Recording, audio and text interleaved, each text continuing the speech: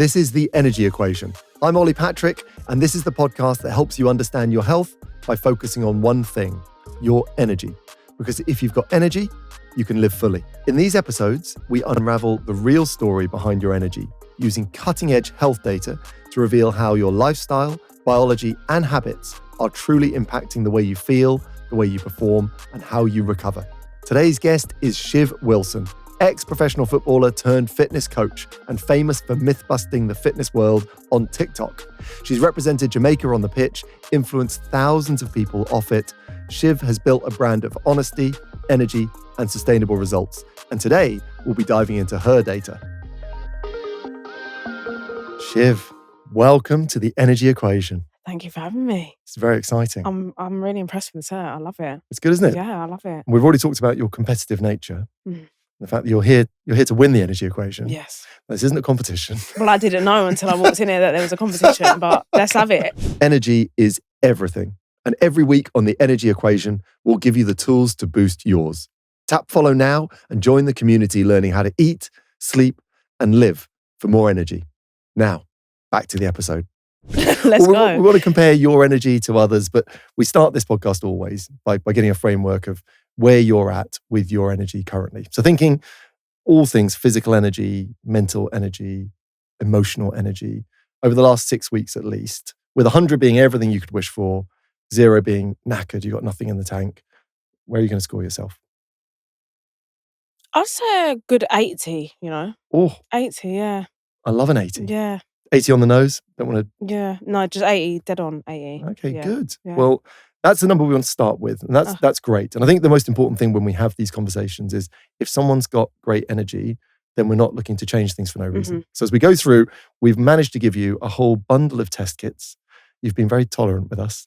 So we've sent you things to swab your mouth with. You've been wearing monitors. Has it been a good process? Yeah. I mean, anything to do with understanding my body and science-based stuff in terms of physical activity, I'm all here for it.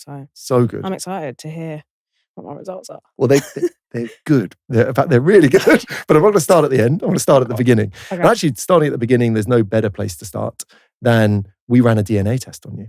So we looked at your genomics. We looked at the very, again, mechanisms of what makes you Shiv. So we looked at your DNA, and we didn't do the scary part of DNA. We didn't do the DNA that tries to work out if you're going to get an increased risk of certain diseases. That's not what we feel is particularly light entertainment. Nor have we done the DNA that looks at your ancestry and looks at your family tree. And those are both other applications of this.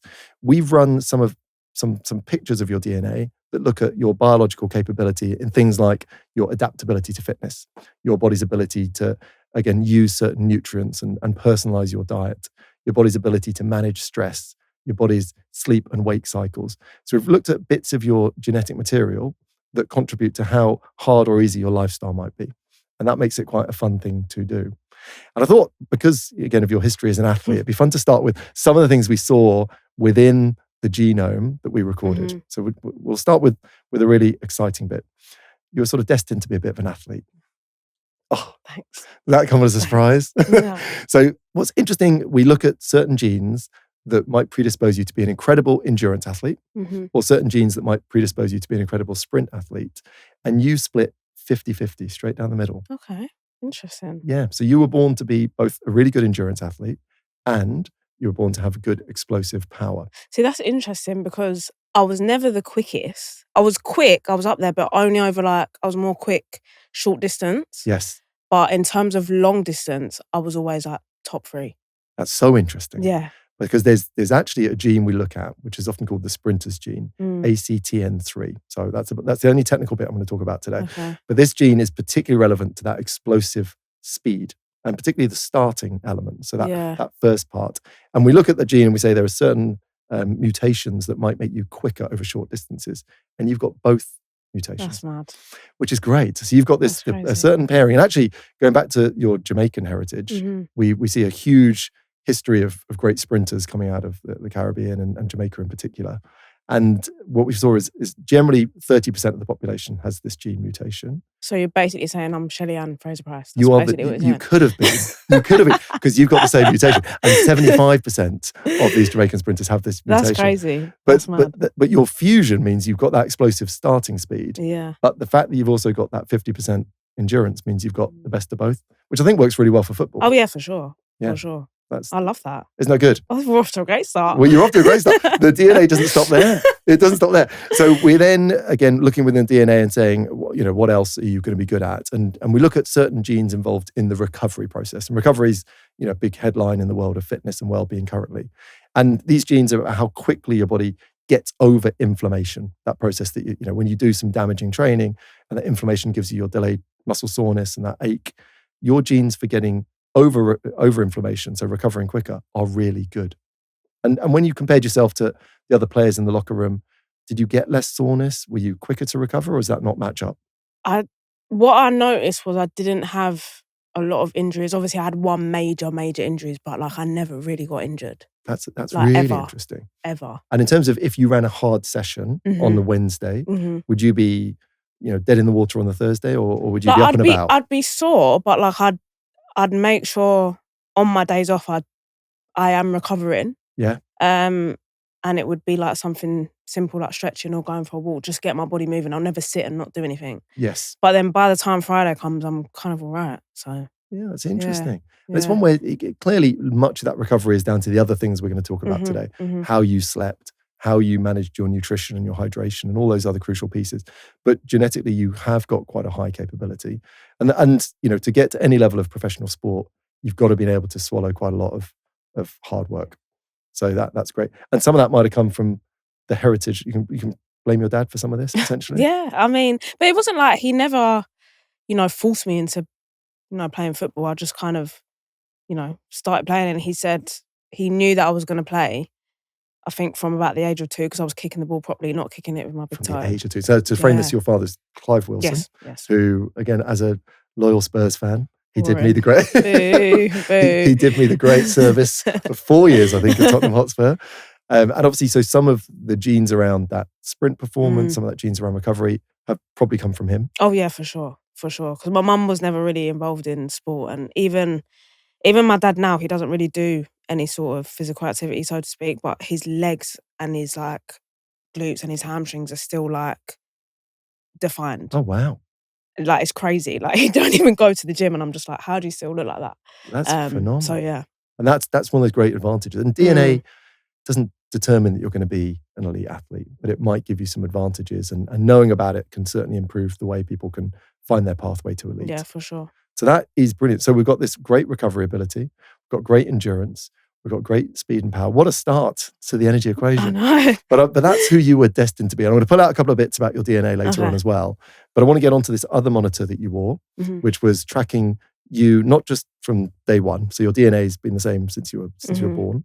But we measured for 3 days with a heart rate variability monitor, how your body was responding to stress, how physically active you are and how fit you are, and also how well you were sleeping. And we're going to put all those things together and score you at the end. But I'm going to start with sleep. Sleep, you said earlier, is a bit of your strength. Sleep's been a big focus for you? I can't function if I don't sleep well. I feel like I can't get what I need to get done during the day. I feel fuzzy, I don't feel myself if I don't sleep. Yeah. But at the same time, I feel like my sleep can be better. Interesting. Let me score you, and then we'll see if there is room for better. Okay. So out of 100 on the days we wore this monitor, and just for those listeners at home, Shiv wore this twice because she wanted as good a score as possible, just to reflect her. I was just trying to make sure I was doing it correctly. Just to frame what we're dealing with here, you got 89 out of 100. Okay. And so we're putting sleep as very much your superpower. But my concern is the hours I sleep for, because I feel like it's not long enough. And so you're sleeping just over 7 hours on the nights. I feel like that's not enough. The question whether it's enough is interesting, right? Because the government guidelines are 7 to 9 hours. Yeah. Now, as an elite athlete, I would be saying, and again, I'm still going to class you as an elite athlete because you've transferred from professional sport to now fitness coaching, etc. I would say it's unlikely that is sufficient, but the sleep you get is rock star. It's really good. When we look at sleep here, we're measuring how quickly your body goes into deep recovery and the quality of your recovery. So it's slightly separate to what lots of other sleep monitors wear. But you go into recovery the minute you pop your head on the pillow, and then you stay entirely in recovery for the entire night. So you are You are away from the world. So even if I'm because I feel like even if I close my eyes, I'd never fall asleep straight away. But when my eyes are closed and I'm conscious, I'm recovering basically. Yeah. That's crazy. Yeah, and That's crazy. And that's one of the great benefits. So we're learning more and more about things that we call non-sleep deep rest, which is where we can go into this great state of recovery and still recharge our batteries. But you are like, it's like someone clicks a switch on your back. You're gone. And so really, I could be recovering right now. Well, it depends how engaging you find me. Fundamentally, when you go to bed, you are the opposite of that person who's sort of got one eye listening for the world. You feel like, from your data, that you are detached and you are in the moment you're in. Does that feel fair? No, because I feel like as soon as my head hits that pill, I'm like, what am I having for breakfast tomorrow morning? Or like, I think of something that I need to Google. Or like, do you know what I mean? But I don't know. I feel like it doesn't. I get jealous of the people who can literally fall asleep anywhere. Yes. Or like put their head down and they're gone. Yeah. I feel like I'm not like that. Really interesting. Yeah. And how long does that sort of mulling last? I feel like I've kind of always been like that, to be fair. For how many minutes? Is that for 10 minutes, 5 minutes? I'll say like ranges between 10 to 30. Okay, that's still so pretty not good. like really long, but like I would love to be able to just put my head down and go. Okay, well, we might look at that a little bit later on when we're thinking about things that you might take for this moving forward. What we see is the time is probably the one question mark. Yeah. With your volume of physical activity, knowing how important sleep is to recovery, maybe just over 7 hours isn't enough time for all those critical biological processes. But your body does go to sleep, again, from a recovery point of view, beautifully, and wake up really, again, it looks nice and refreshed. And within that first half an hour of waking up, are you pretty refreshed? Yeah. Yeah, like this morning, I was at the gym at like 8:30. I woke up at 8. I was in there at 8:30 and was doing whatever I needed to do. And yeah, I felt good. But then I didn't do anything yesterday. Yeah. So I think because I had a recovery day yesterday, my body was like, yeah, let's go. Which is so good. Yeah. But I think that use of recovery is also a great learning for people, Shiv, because you're doing days of high load and doing days of recovery. I'll come to that when we look at fitness, because I think that's relevant. When we look at sleep, we're always interested in caffeine. What's your relationship with caffeine like? Over the past year or so, I only have one coffee a day. Interesting. I try not to have caffeine after 1 o'clock. So I have my coffee in the morning. That's probably, I'll wake up, I'll chug some water. Yeah. And then I have my cup of coffee, and that's it in terms of coffee. But if I do have coffee later on, there'll be decaf. Okay. Because I found that if I have like coffee like after 1 or 2, I ain't sleeping in the night. And then I see people have like espressos at like 9 p.m. and I'm thinking, yeah, you're different. Yeah, they are different. You're different. And we looked in your DNA whether you are a fast metabolizer of caffeine, which is someone who can break it down quickly, or a slow metabolizer, or mixed, and you are a super slow metabolizer. That makes sense. So you would really struggle. So interesting you've worked that out yourself. Yeah. So when we look at caffeine, we have this thing of a half-life, maybe 5 to 7 hours. So caffeine could still be kicking around in my brain and delaying sleep 10 to 14 hours after I've had it. But for you, you'll be beyond that. So you've got a longer lead time, which means you'd be more likely to get jittery on caffeine if you used it. Yeah, but then I think from what I remember, I used to get these like crashes as well, and I just feel tired all of a sudden. Yeah. So like if I do love a cup of tea, but like again, I have one pot that is caffeinated and one pot that is decaf.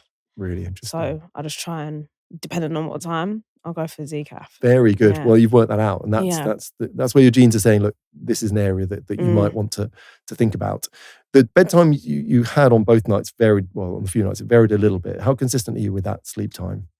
Yeah, I think maybe one of the nights I did go out that night, so that might be why it was a bit late. I've seen that night. I think it was like Sunday or Saturday, I can't remember. But I usually try and go to sleep between like 10:30 and 11. Okay. But then I found that if I go to sleep later than 11 or 11:30, my sleep quality is not as good. Very good. That's well picked up. And again, a lot of people get this wrong. Now, interestingly, from your genetics again, you're predisposed to be what we call an owl chronotype, which means That sounds that's the mad. creepiest sentence ever. Yeah. So we look at whether people are naturally more evening people or morning people. So those people who want to wake up a bit later and are highly functional later in the evening, we call them owls because owls are up at night. And those people who wake up super early, annoyingly early, and are ready to rock and roll, we call them larks because lark is a bird that gets up super early in the morning. And you're more of an owl. So it's basically saying, yeah. Now that doesn't mean that's how you'll feel, but naturally that means when we've got people who are more owl-esque and we want them to operate with normal hours, it's really important they get first morning sunlight. Okay. And it's really important that they try and dial down their volume of light earlier in the evening. And do you have any relationship with those two things? To start and finish the day? I've spent years helping people understand what really fuels their energy. And when it comes to daily nutrition, Vitals by Heights is where I start. Most of us still fall short on those key nutrients that support energy, focus, and mood. And that's where Vitals comes in. This is what a modern multivitamin should be. It's advanced, it's absorbable, and it's actually effective. It includes not just the basics, but 20 essential nutrients, including omega-3s and B vitamins, which are vital for brain health and energy metabolism. What sets it apart and why I love it is the science. It's formulated by doctors and dietitians, and it's backed by thousands of studies. It's clinically proven to work. It's built for long-term impact, not just short-term spikes. And as someone who reads the research and feels the results, I believe deeply in this. In fact, I believe in this product so much, I've joined the Heights team as their Chief Energy Officer because I believe they're setting a new standard in supplementation. If you're ready to kickstart your energy journey, start with Vitals. Get 20% off your first month at heights.com/EE or use the code EE20 at checkout.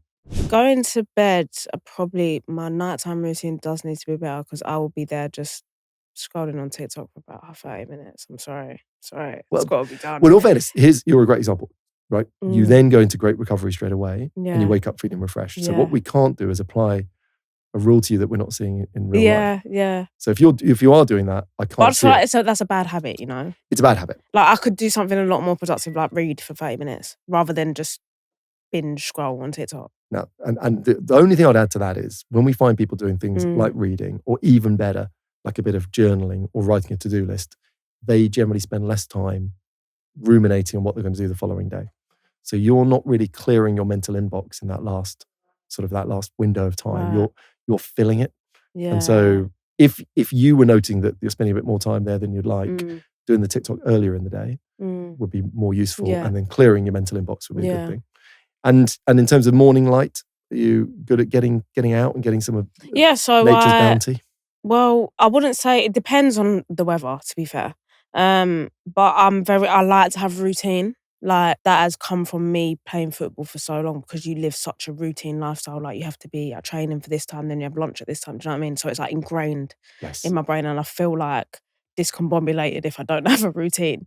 So I will wake up and I do work, like it might be me editing content or something, but I have a walking pad. Hey. So it depends. Like if the weather's nice, then I'll go out and have a walk. But if not, I'll have the walking pad and do my work. Oh, that's brilliant. Yeah. Brilliant. So I don't know if that classes as getting light. It doesn't. It counts as getting steps. Yeah. And we're going to come to that later because you're a step machine. I am. I love a step me. I'm on my 10K already. I love a step me. So your step machine, light is a slightly different animal. And again, if we're squeezing the maximum value out of that 7 hours in bed, or in a strange way, the first hour of the day can help you do that by getting natural light. Light and steps is such a beautiful cocktail that's well worth considering. Okay. That's well worth doing. So I can have my coffee in the morning on my walk and then get the light. I mean, then that's the book right there, which is great. And that structure from the footballing days, was that in the end a blessing or a curse, did you think? I feel like it can go to a bit of both because it's like, I feel like I wouldn't be where I am today in terms of like my social media, etc., if I didn't have football, because football is what gave me routine, which has translated to me having a routine outside of it now. Yeah. Because if I didn't have routine, I wouldn't be able to get stuff done. Yeah. Like videos wouldn't go out, content wouldn't go out, things wouldn't get edited. But then on the flip side, it's like sometimes you just need to go with the flow. And I wouldn't say I'm bad for it, but like sometimes I need to just live in the moment, not be like, say no to things because I know I need to do this tomorrow. Yeah. So I don't know. I need to balance my, what's it called? Work work-life balance. Yeah. I'm not very good at it. I'm more work, less life. So well, that's okay. We can work on that. We Yeah. haven't got a separate score for that today, but we'll come to stress in a minute, which is relevant to that. Okay. And because you've retired from football now, was there what was the bit about football that's easiest to walk away from? I don't know if there's anything easy. Like when I made that decision to retire, that was a decision I was like thinking about for a good year. Honestly, the easiest part would be the freedom, knowing that you've got freedom to do what you want and not have to be somewhere at a certain time, no one controlling you, etc. But then it's like weird because when I finished, because I'm so used to having like schedule and routine, I'm just like, oh, no one's telling me that I have to be here at 9 a.m. No one's telling me that my lunch is going to be at like it was just really weird at the start to like just be able to live life on my own terms. Yeah. But to be honest, that is a big reason why I made the decision anyway, because football was preventing me from doing things that I wanted to do and I wasn't enjoying it anymore. So yeah, I would say that was probably one of the easiest things, knowing that I can actually live my life now. So it's a great example. Yeah. And lots of people would struggle to get their head around that because, it's for so many people that dream job, but everything comes of course. at a cost. And I think what a lot of people don't realise about being an athlete and competing at like a top level, you have to make sacrifices. And yeah, don't get me wrong, like I loved playing football. It's a great job and I was so like lucky to be able to do something that I love and get paid for it. But what people don't realise is you have to say no to so many things. You can't, you miss birthday parties, you miss family events, whatever team you're playing for, you have to move to that city. So you're always isolated from your friends and family. And yeah, I was just over it, to be honest. I was that like literally, I was just over it. And the older you get, your priorities change. Like I just turned 31. I don't want to keep moving around the country anymore. But in my 20s, I was all here for that, because it allowed me to move out my mum's house, my first time living on my own. Yeah, if I was at the start of my career, then, I would have kept going. But yeah, I was just like, no, I kind of just want to live life for me now and enjoy it for me. So I love that. Yeah. I mean, when we look at well-being, that putting yourself first, and even if it doesn't seem like the obvious thing on paper, if you're listening to yourself, that feels like a good decision. And good decision so far. Yeah, people keep saying, "Do you miss it?" I'm like, no, not one bit. I'm like, well, I don't know because the season's not started yet. Maybe when the season starts, I might feel a bit different. But so far, no. I'm seeing everyone in pre-season. I'm like, I couldn't think of anything worse. Oh, this is the good time. Yeah. This is the good time. Although I'm going to talk about your fitness in a minute. Okay, cool. We'll see whether you've survived your first missing pre-season. So that is great insights. And I think, a lot of this links back to this concept of stress, pressure, recovery. And we also take a score of that. Okay. So while you're wearing that device for 3 days, we're measuring how often your body is physiologically ready for a threat and how often your body is physiologically ready or anticipating calm. And we sort of view you as a human battery and go, how often is Shiv really, exhausting herself ready for this threat that may or may not ever come, and how often she's truly relaxed. And we score that also out of 100. And on your stress and recovery score, 87 out of 100. Lovely. So good. Be interesting before you retired. Yeah, it was probably like 20. It was certainly when you aren't in control of as much of your lifestyle. A huge amount of stress is what you control. That's interesting because I would say now, in myself and like just in life in general, I feel a lot less stressed and just happy. Whereas when I was playing, especially in my last season, I wasn't happy and I felt stressed. So it would have been interesting to see that score then, because I like would assume that it would be a lot lower than that. I would assume so too. And it's a really, really powerful score, this. When we look at how often someone should be ready for threat, we want the person no more than 65% of each 24 hours. And you were in the mid-30s. So you're spending sort of 65, 70% of your 24 hours chill, physiologically chill. Okay. Doesn't mean you're feeling chill, but your body is not waiting for something big to happen. Yeah. And does that feel fair? Yeah, I probably work out for, I don't know, if we're not counting the steps, like hour to hour and a half. Like I don't actually like being in the gym that long. Yeah. because I just get bored. Yeah. Which is, there's a lot of people who'd be which surprised sounds to hear crazy. that. But like, I don't like being in there for too long. Like, I don't know why. I don't know what it is. Don't get me wrong. Like, I like going, but like after an hour, I'm like, right, I've had enough now. Like, I need to get on with my day. But yeah, I kind of, I only work out for probably like an hour to hour and a half. And then obviously I get my steps in here and there. So yeah, really, majority of the day, I'm just, I suppose my body's not really doing anything crazy other than going to the gym. Yeah, but it's also, we look at the balance of when your body looks calm, and it's sort of, it's a bit calm for a few minutes, then it's ready for stress for a few minutes. So you're interspacing all your calm throughout the middle of your day. So your body is actually spending most of its time pretty evenly balanced. You're not ready for threat all the time, nor are you super recumbent and living in a sort of, holiday mode. Yeah. So it's a beautiful result, really. Okay. What's interesting when we look at how your stress result is, we can look at back into your DNA and go, well, what type of person were you destined to be? So we look at a gene that can determine how you deal with stress. It's called the COMT gene. It's quite a funky one. And it basically looks at how quickly your body breaks down the stress hormones that you produce, like adrenaline and noradrenaline. And people who break those neurotransmitters and hormones down really quickly tend to be classified as something called a warrior profile. And what they do is they like bursts of stress. They need a deadline to get them revved up. They need a big event to sort of set them free. What does that mean? Well, I'll give you the alternative. Okay. The alternative is someone who's used to be called a warrior, but they actually reframed it as a strategist. Right. And that's someone who doesn't break down those hormones as effectively. So they tend to try and mitigate stress. They're a bit more forward thinking, a bit more even. They're very able to maintain habits and behaviors over time. Now, those are big, broad brushes. So clearly, these are potential traits, and how the person lives their life will lay on top of that. But if you had to pick whether you were a warrior or a strategist, what do you think you would be? I'll probably say strategist. Well, that's interesting. Oh, am I not? You're a warrior. Oh, wow. Really? Yeah. I don't know, because I just feel like I always try and think ahead. Nice. But like, I don't leave things to the last minute. So that's why I didn't think I was going to be that. Yeah. And I think when we look at these things, we also have to mention genes are what we call polygenic. So for any trait, there's lots of different genes that contribute towards it. What it really means here is that sometimes expresses as a personality trait, but it means your body is good at managing stress. So it would be, if there was a big stressful event, your body would be slightly better at buffering it and managing it than someone who hasn't got your gene I'm profile. quite happy about that. Does that feel true? I'm You're going to say, no, I'm terrible under stress.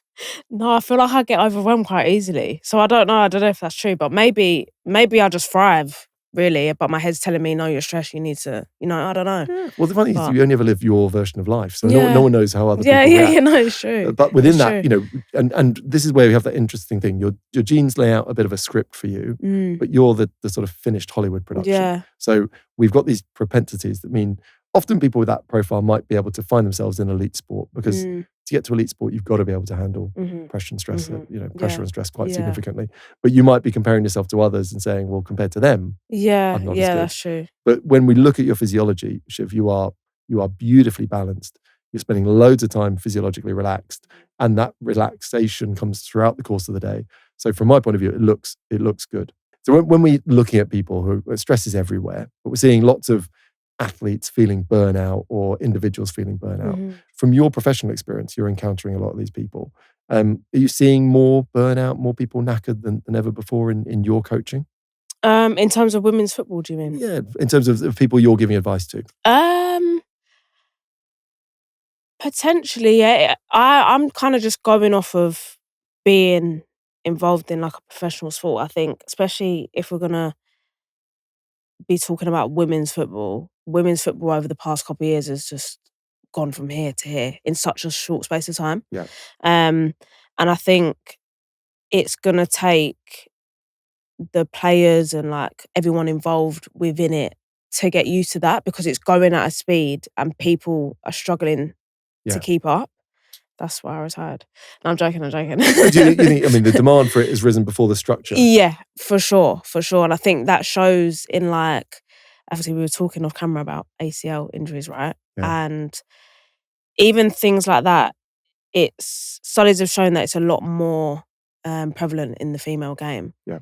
But majority of the S&C plans and whatever that we're given at football Yeah. are all based upon the men, when biologically we're just not the same. But again, the women's game hasn't been around long enough for people to get research on that. Yes. So the bigger and better the women's game gets, I think we'll be able to get more specific training towards female athletes. But until then, I don't really know where we go from it. We just have to wait, I guess. So, yeah, there's been a lag. Yeah. And so they were talking about anterior cruciate ligament Yeah. injuries, which is Yeah, also yeah, what you had. yes. And is a massively increased risk for Yeah. females compared to males. And then that strength and conditioning, so all of the coaching is pulling from male models, basically. And we're starting to see shards of female-centric data coming in, but it's still lagging. Yeah. But the demand for the game is here. Yeah, I mean, it's great to see. Like, we love to see the fact that women's football is getting a lot bigger. I mean, I wish it was like it now when I was growing up. We often track our steps, our sleep, our screen time when we're looking at our health, but we almost never check what's going on inside our body. And that's what got me hooked on Stride One. It's not just another health test, it's a full system. It's DNA, it's gut microbiome, it's blood biomarkers, all connected to one platform. Because far too often, we test a marker and maybe we make some changes, but we don't come back to retest to see what worked. And even if we did retest, we might be missing key other markers that interact by not looking at the whole picture across bloods, DNA, and gut health. For me and many of my clients, Stride One gives answers I'd never seen before. You even get a biological age from real blood data, and you can see how that age changes over time. Every 6 months, they retest you. You speak to a dedicated health expert for a full consultation every 3 months, and they actually explain what's going on, not just drop data on you. It's proactive, personalized, and became a core part of how I understand my energy and manage my life. And if you want to run the exact same tests that we use on our guests, you can do that by heading to getstride.com/energy, or just check the link in the description. As the bigger the game gets and, you know, the more it grows, then we'll get all that other stuff alongside of it. So yeah, I hope so. Absolutely agree. Brilliant. Let's think about this world of fitness then. So we classify, again, with the monitor, we're going to give you a score out of 100 on your overall volume of movement and your fitness as well. And so this score out of 100 combines how active you were on the days you wore it and a measurement called VO2 max, which is a marker of your cardiorespiratory fitness. I'm coming back to that. Out of 100, 82. That's 3 in the 80s. Ooh. Now, I'm not going to do an average just yet, but this is getting spicy. There can't be a surprise there, surely. I don't know. Like, is that fitness in general? Like my fitness level in general? Well, I'm going to break it down. That's how active you are. Okay, So and when we look at active, we're looking at like not just are there steps, but are there training in the different intensities. So you're doing high intensity work, moderate intensity, and that low intensity. I'm quite happy with that since I don't play football no more. That's good. I mean, to be fair, again, like I train in terms of like in the gym, like I lift probably like 4 times a week. Brilliant. And I run still too. So, but then it depends what day, like 1 day or 2 days will be like a more long run. Yeah. And then the other 2 might be like interval training. So I'll try and hit different energy, what's it called? Energy systems. That's it. Yeah. So good. Yeah. Really good. And that's, there'll be lots of people listening to this going, wow, weight training 4 times a week as a non-professional athlete. This is something you talk a lot about. Yeah. What's the logic for that? Obviously it would be very easy for me to just kind of, I say that, but it's actually harder for me to not work out than it is for me to just sit there and not do anything. It's harder for me to sit there and sit on my ass. That's amazing. We need to find the gene for this. I think it's because I've been involved in sport all my life. Yeah. That's all I know. So I don't know what it's actually like to just sit and not do anything. And don't get me wrong, there's physical benefits to working out, but I think about, I'm not training for now, I'm training for like 20 years from now. In terms of like, when I'm in my 50s or 60s, I want to be able to walk up a hill and not be breathing so heavy. I want to be able to carry things up and down the stairs, you know what I mean? Like I want to be able to still be mobile in my 60s. But at the same time, I do it for my mental as well. My mental more than anything. I love both those parts. And where do you think the weight training versus the cardio sits? Do you feel that a difference in the psychological benefit from resistance training, or it's just ingrained in you from your athlete days? Yeah, I think with the weight training, it just like, I don't know, it just kind of just releases something. I don't know. I don't really know. Yeah, but you feel do you feel about the same when you do either type of session? So cardio is more like, it just shuts my brain up for like however long I'm doing it, because I'm having to really like focus on just getting through however long I've got to do this run for. Yeah. And I just put a podcast in and it helps me just not think and not be in my head. It just takes me out of my brain for a little bit. Whereas weight training's more, I don't really know how to explain what I'm trying to say, but yeah, it just gives me a release of like adrenaline, I guess, because I don't have that now. I don't play football. Yeah. So yeah, I would say like adrenaline for weightlifting, and then just a mental breather for my brain. I love that. I think that's as good an explanation as ever. It's really good. And of course, they're different systems, right? So we know from your DNA test, you're destined to be pretty good at endurance, pretty good at strength, and you fuse those together in a sporting sense with all the skill and training on top. But we do take a marker of your cardiorespiratory fitness, which you were worried might have dropped since you've retired. But when we look at your training volume, there's no reason for it to have dropped.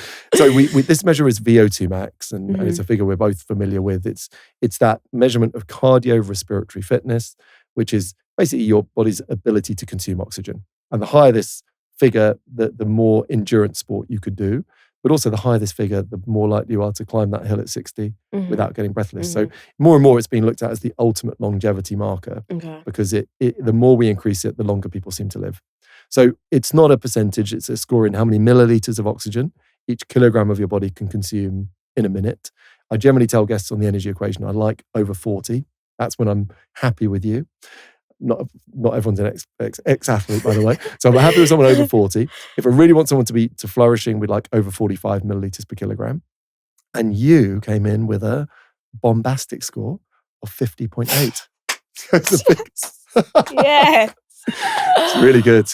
Oh, I love that. Sick. And did you ever test that in professional sport properly with the mask on? Yeah, I'm sure I've done it once, but a long time ago, and I can't remember what my score was then. But listen, I'll take that. You should take that. I've been retired, like 3 months, 3-4 months? I'll take that. And it can drop. You know from how brutal is pre-season. Oh God, when you only get, so how many weeks off do you get as a professional footballer? I think the season finished like May, beginning of May, and then you probably go back into pre-season beginning of July. So you get like 2 months, that's 8 weeks, but you can't just sit on your ass for 8 weeks, you know what I mean? No. Like you need to be doing something within those 8 weeks. Yeah. So I say like you never really get time off, because I remember when I was playing, I never really took time off because I didn't want to go into pre-season dying. Yeah. So I always kind of done my own pre-season. Does that make sense? So. And I think we see a lot of that now. Professional athletes taking on their own, strength and conditioning coaches, because the horror of getting fitness back is so much worse than the slight pain. But it's crazy how quick you can lose it, but it takes like weeks to gain. Like it's crazy. It's brutal. And that loss of fitness is one of the things that we do fully understand. One thing you're increasingly known for is being on TikTok, smashing apart fitness myths. and what, you're sort of keeping an eye on this. What's one or two big fitness myths that you still permeating the universe that we've got to put to bed? One is waist trainers. I just can't. Waist trainers? Yeah. That's amazing. Yeah. Tell people who don't know what a waist trainer is. They promote waist trainers because as I feel like women, especially, are a lot more targeted in the fitness industry than what men are, because they prey on our insecurities. They're like, oh, you lot are insecure about this. Here's a cure and we're going to sell it to you. So obviously, majority of women, they say they want a small waist, they want big bum, whatever. So they advertise the waist trainer to be like, yeah, you wear this for however long and your waist is going to be slim and it's going to be toned and whatever. The waist trainer don't do nothing. The waist trainer doesn't do a thing. So that is that's probably my number one thing. I could sit here all day, but that one there is It's a great example of people would rather a passive solution. I'd rather strap this thing to my waist. People don't want to like people want the easy way out. Yeah. If someone says to you, Shiv, I want a good waist, Mm. what are you going to advise them? Well, first thing I'm going to ask you is, what is your nutrition like? That's boom. Yeah. And then depending on what you say from that, I'll be like, well, you're probably not having enough protein. Then I'm not going to say how active you are, or, you know, if you're not eating right and you're consuming X amount of calories, I'm going to be like, well, you need to be in a calorie deficit because you've got too much body fat. So in order to lose the body fat, you need to be in a calorie deficit so you can make your abs show. So yeah, I'll just go from there really. It would all depend on their nutrition and how active they are. The problem with that is it's all too sensible. Yeah. But let's be clear, you are picking up a really broad audience. Mm-hmm. And do you think that's what's brought the audience to you? People are tired of the nonsense? Yeah, I think so. I think in order to kind of grow a platform or, you know, have people kind of gain people's trust, you have to have an opinion. If you don't have an opinion, like, you're not really gonna gain an audience and gain people's trust. Yeah. And I just try and be myself as much as possible, and yeah, just try and give good advice to help people and to help them become better versions of themselves. And if I see something that's bullshit, I'm gonna call out the bullshit. That's great. So nice. yeah. And what have you got any controversial opinions? What do you see out there? Maybe in the sense of there's an awful lot of advice coming from male trainers across to the female audience. You've spoken about that before. Oh, I don't know, because I might get cancelled. You can't be cancelled. You're uncancelable. Might get cancelled. You know, I don't know if it's like a controversial thing, but I just find it a bit weird. Tell me. I want to hear weird. Like, when men's whole plan is to grow women's glutes, like that is their literal, what's the word I'm looking for? Their purpose. Yeah. Yeah. I don't know. It just doesn't sit right with me for some reason, and I don't know why. No, I think that's totally fair. As in just that isolated pursuit of big glutes. Yeah. And I'm not saying that men can't grow their glutes. Like, they probably can grow them better than we can. Like, let's be honest, because male genetics are a lot better than ours. They're but I don't know. I just find it weird. Yeah. I think that's totally fair. I'm looking forward to the TikTok on that. God, I'm gonna get. You can't be cancelled because there's nothing controversial about that. I don't know. You can't say nothing these days. People are too sensitive. So good, and I think again, there's a need for people who are just steering that logical path, Shiv. And I think you're pulling from your sports performance and pushing back on some of the more nonsensical stuff that's going out there. So I think those people looking for really grounded quality fitness advice, they're going to find it on your feed, which is good. We've given you 3 scores. Okay. And we've looked at your genes. So we've got to put this into one overall score. And we smashed them all together, weighted accordingly against the different importance of different areas. And Shiv, your overall energy equation score is 86 out of 100. I'm 1 point off. I'm happy, but I'm kind of fuming. I think you should be very happy. You are sitting 1 point behind the magnificent modern day adventurer Ash Dykes, who is a clean living young man. Let me tell you, when he's not on his expeditions, and so he scored an outstanding 87. I mean, 86. I'll take that. That puts you second on the leaderboard. I'll take that. But the competitiveness in me is like, I think if you'd known that, you'd probably won it another 3 times. Yes. I would have run an extra 10K. Yeah, absolutely. There's a lot of elite athletes on that board, still in the peak of their powers. So it's what's great about these scores is the consistency. You've got that fantastic, routine of you are giving yourself real quality sleep. We'll talk about hours in a minute. You're spending lots of your day calm, restoring energy. You're not constantly awaiting a threat, and that really does recharge the human batteries. You're moving all the time. We haven't touched on the fact, 17,000 steps one day, 20,000 the next, 19 the next. That sheer volume of combustion generates energy. And we really look at movement outside of that hour and a half you're spending in the gym training. That movement is the elixir of keeping fantastic energy. So across, high VO2 max, daily steps, quality routines around sleep, loads and loads of time spent calm, no wonder you're towards the top of the leaderboard. It's really good. Love that. I'm happy with that, but like, I want to win. Just one away. Again, second place is still a medal. And I think if we're looking at it and going, right, what's been the most surprising thing that's popped out of today? I think the sleep, because I feel like my sleep, because I just think like minimum I should be getting 8 each night, but I'm not on that. I'm getting like 7. But like, it must be enough because my sleep score was good. So I think the body will talk to you, in the sense of, I think the biggest thing we look for with sleep is how you feel fairly quickly after waking. Yeah. And, do you need relentless caffeine through the course of the day? You're having one caffeinated drink in the morning and you're waking up feeling refreshed. So what we don't want to do is compare our sleep to what someone told us we should have got versus what we are getting. I would say that's still a logical area where for the volume of that, let's take the day to 20,000 steps and go to the gym for an hour and a half, is 7 hours, 5 minutes enough for all the critical repair to go on? Yeah. Again, whether you got it from your dad's genes or you got it from your mum's genes, you do recover better than others might do for some genetic advantages. But my gut feel with there would be that if that edged towards 8 hours, you're giving yourself the best biological opportunity to restore energy. But that's an opportunity, not correcting a problem. So I just need to stop binge scrolling on TikTok, haven't I? And TikTok has its blessings, but I think the great danger is it pulls you in. And lots of people think that is energy restoration, but you fairly clearly do. It's energy out. Yeah, 100%. At a time when you want to be pulling energy in. And lots of people view, doom scrolling or surfing the web as a sort of neutral. It's an energy cost. Yeah. No, it's a dopamine hit. That's literally what it is. Like, and I sit there and I think, it's just get into bed and I'm like, I rub my feet together. I'm like, yes, it's my time to stop scrolling on TikTok. When really, like, I think that's relaxing, but it's actually not. It's giving me like a dopamine hit. It is. Which is crazy. It's great. And it's totally normal. And in fact, it's become so normalized, most people don't sleep well. And most people wake up unrefreshed and most people overuse caffeine. And we're in this sort of strange cycle.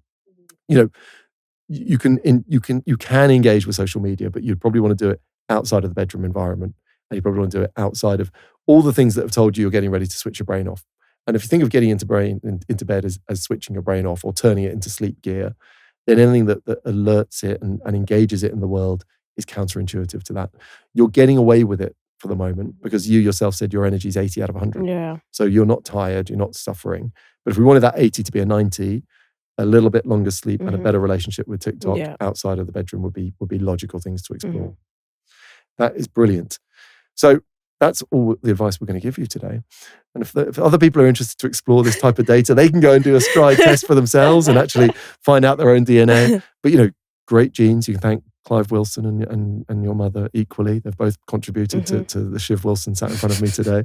You can thank yourself for pulling loads of your disciplines outside of your professional sport and pulling it into this new era of your life, which is going to be hugely exciting. And again, I hope that energy only continues to grow, Shiv, because you've done supremely well. And it's been a real pleasure to have you on the energy equation. Thank you for having me. I've thoroughly enjoyed that. Great stuff. Thank you. Really good. Well done. You're entering the pantheon of legends. So we have up here Ash Dykes. I'm going to create a little bit of space because we've got a new second placer coming in. So here we have you. And here is that magnificent 86. Absolutely stunning. It looks good on the screen. Stunning. That is sleep, fitness, stress management 101.